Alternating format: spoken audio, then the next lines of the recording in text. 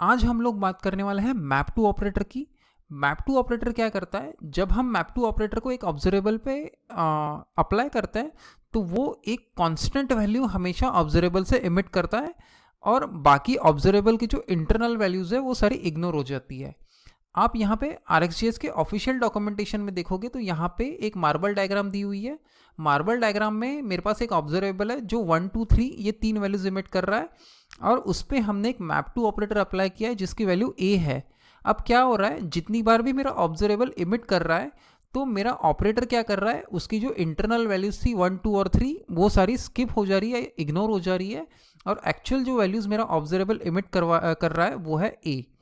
तो अब हम लोग एक काम करते हैं, हम लोग सीधा एग्जाम्पल पे जंप करते हैं और समझते हैं इस चीज़ को और भी डिटेल में।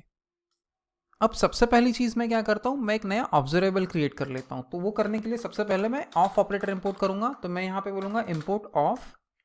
ऑफ मुझे कहाँ से इंपोर्ट करना है, RxJS से। तो मैं यहाँ पे बोलूँगा इंपोर्ट ऑफ फ्रॉम RxJS। अब मैं एक ऑब्जर्वेबल क्रिएट कर लूँगा। तो मैं यहाँ पे बोलता हूँ कॉन्स्ट सोर्स। सोर्स मेरे ऑब्जर्वेबल का नाम है। तो यहाँ पे बोलूँगा इक्वल टू 1 2 और 3। तो जैसा हमने हमारे मार्बल डायग्राम में देखा था, मेरा ऑब्जर्वेबल 3 वैल्यूज इमिट कर रहा है 1 2 और 3। अब मैं इस ऑब्जर्वेबल को सबसे पहले सब्सक्राइब कर लेता हूँ। तो यहाँ पे मैं बोलूँगा सब्सक्राइब और जो भी वैल्यू मेरा ऑब्जर्वेबल इमिट करेगा मैं उनको सिंपली मेरे कंसोल पे लॉग कर दूंगा इस कॉलबैक फंक्शन का यूज़ करके। तो मैं यहाँ पे बोलूँगा कंसोल लॉग वैल्यू। अब मैं अगर इस फाइल को सेव करता हूं और मेरे वेब ब्राउज़र पे वापस आता हूं तो यहाँ पे आप देख सकते हैं कि जो 3 वैल्यूज़ 1 2 और 3 हमने इमिट की थी वो मेरे कंसोल पे मुझे मिल रही है।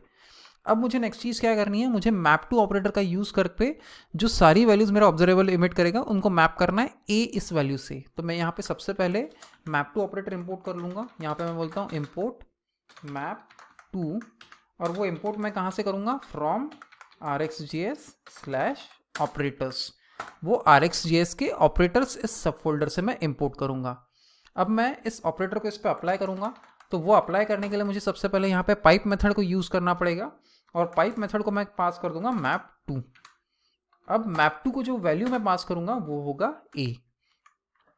अब मैं अगर इसको सेव करता हूँ और मेरे वेब ब्राउज़र पे वापस आता हूँ तो यहाँ पे आप देखेंगे कि मेरे ब्राउज़र ने 3 बार a लॉग किया हुआ है।